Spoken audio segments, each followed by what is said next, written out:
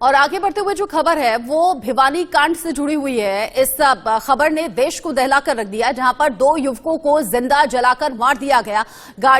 जली हुई गाड़ी से 2 नरकंकाल मिले और उसके बाद एक के बाद एक कई परतें खुलती चली गई, लेकिन अभी भी पुलिस के हाथ कह सकते हैं कि खाली है।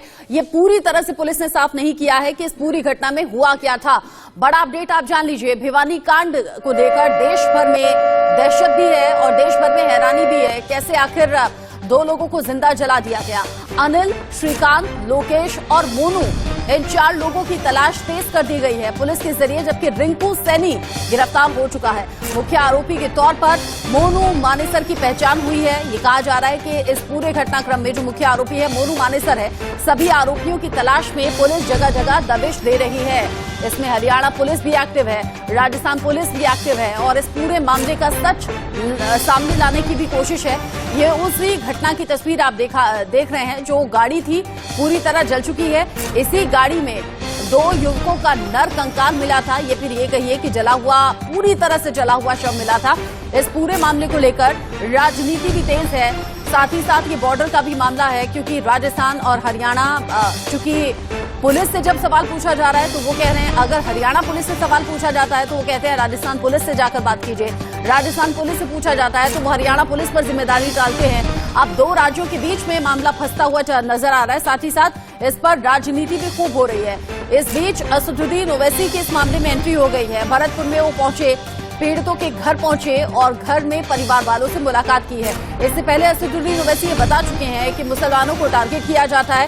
इस घटना के सामने आने के बाद भी चूंकि नासिर और जुनैद 2 जो युवक हैं वो मुस्लिम हैं, ऐसे में ओवैसी कह रहे हैं कि मुस्लिमों को एक बार फिर से निशाना लिया गया, उन पर निशाना साधा गया। ऐसे में हरियाणा राजस्थान सरकार से सवाल भी पूछा और ये कहा कि सरकारें इस मामले पर इंसाफ करें। बीजेपी कब तक ऐसे गिरोहों को राजनीतिक सरपरस्ती देती रहेगी? अगर मैं आपको बताऊं कि भाई ये जली हुई लाश और पैसे ले लो, तो वो तो बोलेंगे भाई हमको ये चाहिए था, ये जिंदा चाहिए था, इसकी औलाद है, इसके माँ बाप हैं, इसके भाई बहन है। तो ये इस चीज है कि इंसान की जान की भी कीमत कोई होनी चाहिए ना, और जान की कीमत ये कि उसको बचाया जाए।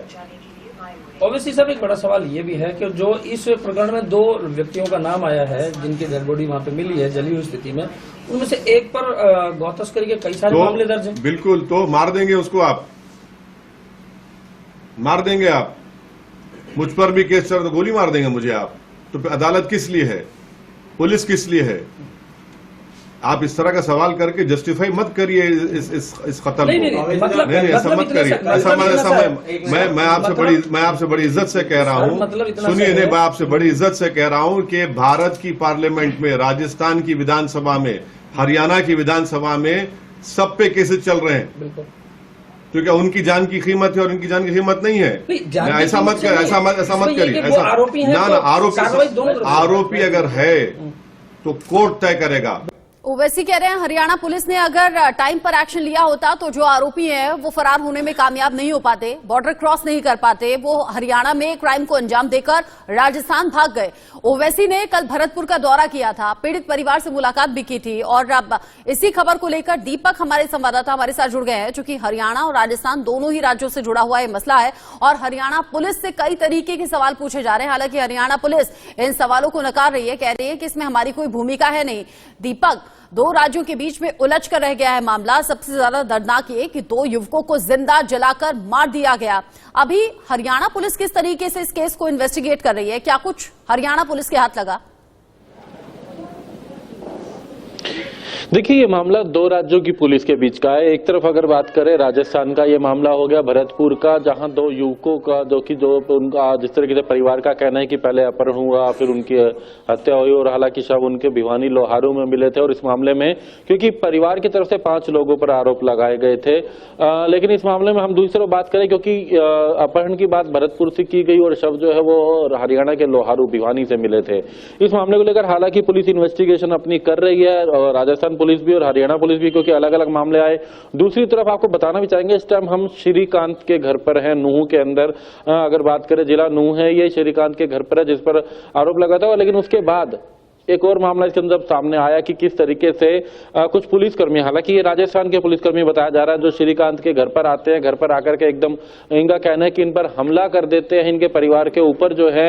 इसमें इनका कहना है कि राजस्थान पुलिस के और कुछ अन्य लोग यहाँ पर थे। तो इस दौरान अगर बात करें इनके परिवार के लोगों से भी बात करेंगे। श्रीकांत का परिवार हमारे साथ में है, विष्णु हमारे साथ में है। आपके यहाँ पर क्या हुआ था? क्योंकि जिस तरीके से बताया जा रहा है कि क्योंकि आपके भाई के ऊपर ही हत्या का मामला दर्ज कर दिया गया है, इस मामले में उसको हत्या आरोपी बनाया गया है मोनू मानेसर के साथ साथ, और इस बीच आपके परिवार में भी एक ट्रेजेडी, एक हादसा इस दौरान हुआ है। क्या कहेंगे? सर, हमें इस मामले का बिल्कुल पता नहीं है कुछ भी क्या है, लेकिन हम सो रहे थे अपने घर में और 17 की सुबह 1 से 2 बजे के बीच 3 बजे के आसपास काफ़ी सारे पुलिस वाले, लगभग 40 से 50 बंदे थे और हमारे घर के दरवाजे खटखटाए और मतलब ज़ोर ज़ोर से शोर मचा रहे, खोलो खोलो खोलो। तो हमारी मम्मी ने बैठक का दरवाज़ा खोला, तुरंत उसमें मेरा भाई और मेरे फादर उसमें सो रहे थे, तुरंत उनको पकड़ लिया और उसके बाद वो फिर भीतर आए हैं। भीतर आके फिर उन्होंने फिर धक्का, मतलब वो दरवाजे हमारे खटखटाए हैं और फिर उसमें मैं सो रहा था, मेरे को उठाया, फिर दूसरा हमारा घर खोला है, उसमें हमारी भाभी सो रही थी, वह मुझे बचाने के लिए वो आगे बढ़ी तो उनमें धक्का मुक्की करी और वो नीचे गिर गई मेरी भाभी। और उसके बाद लगभग कुछ बंदे सिविल ड्रेस में भी थे और कुछ बंदे पुलिस की वर्दी में भी थे। इस तरीके से मतलब काफ़ी सारे बंदों ने हमला बोल दिया और वो हमें बिठाकर गाड़ी में ले गए और राजस्थान नंबर गाड़ी थी सारी, तो वो हमें सब राजस्थान के पहाड़ी एक थाने हैं उसमें ले गए हैं और वहाँ पे हमें बिठाया है। वहाँ हमारी पूछताछ करी है, कहाँ के रहने वाले हो, क्या है, क्या रिलेशन है और क्या रिश्तेदारी हैं, इस टाइप से पूछा। बजरंग दल से क्या है आपका, जबकि और हमें इन चीज़ों का पता ही नहीं है। हमारा नाजायज़ इस चीज़ में नाम लिया जा रहा है, नाजायज़ फंसाया जा रहा है और पता नहीं कौन हमारा नाम लेवा रहा है, किसे कौन राजनीति कर रहा है इसमें, लेकिन हमें इस चीज़ की बिल्कुल जानकारी नहीं है। आपके भाई जो है श्रीकांत, उनकी पत्नी के साथ भी बताया जा रहा है कुछ मारपीट की गई थी, उनकी कैसी स्थिति है, क्या हुआ था उनके साथ? हमारी भाभी उस टाइम में बता रहा हूँ कि मेरे को बचाने के लिए आगे बढ़ी तो उसमें धक्का मारा 2 पुलिस वालों ने, वो नीचे गिर गई, जबकि वो 9 महीने से प्रेग्नेंट थी, उन पर डिलीवरी होने वाली थी, 9 महीने से प्रेग्नेंट थी, तो वो धक्का मारा, वो गिर गई, तुरंत उनको बेहोशी हो गई। फिर उनको क्या कहते हैं, हमें तो वो ले गए, पीछे से घर वाले उनको हॉस्पिटल ले गए, पहले मांडीखेड़ा ले गए उनको, मांडीखेड़ा से रेफर कर दिया उनको लल्लड़ कर दिया है। लल्लड़ जाके जब डिलीवरी हुई है, बड़े ऑपरेशन से बच्चा हुआ है, तो वो बच्चा एक्सपायर निकला है कि भाई ये धक्का मुक्की से कोई इनको चोट लगी है और बच्चा एक्सपायर हो गया है। तो इस टाइप से अभी मतलब हमारी भाभी भी बहुत मतलब उससे बची हैं, मतलब 1% चांस से बची हैं, मतलब वो भी। शिकायत तो आप लोगों की तरफ से भी दी गई है, पुलिस, राजस्थान पुलिस के खिलाफ दी गई है शिकायत? हाँ जी, राजस्थान पुलिस के ही खिलाफ दी गई है। दीपक, चूंकि आप उस परिवार के साथ में हैं जहां पर राजस्थान पुलिस पहुंची थी और देर रात जब सभी घर वाले सो रहे थे, क्योंकि कहा यह जा रहा था कि आरोपी का घर है, इसी मामले से जुड़ा हुआ एक आरोपी श्रीकांत, वहां पुलिस पहुंची और घर वालों को पीटा गया, जैसे कि परिवार आरोप लगा रहा है। उसमें 9 महीने की एक प्रेग्नेंट लेडी जिसका बच्चा अब नहीं रहा, बच्चा मर गया इसी मारपिटाई में, उसी से बात दीपक कर रहे थे। दीपक, आगे भी आपसे जुड़ेंगे, अपडेट आपसे लेंगे, एक छोटे से ब्रेक का यहाँ पर वक्त हो गया है, लौटेंगे।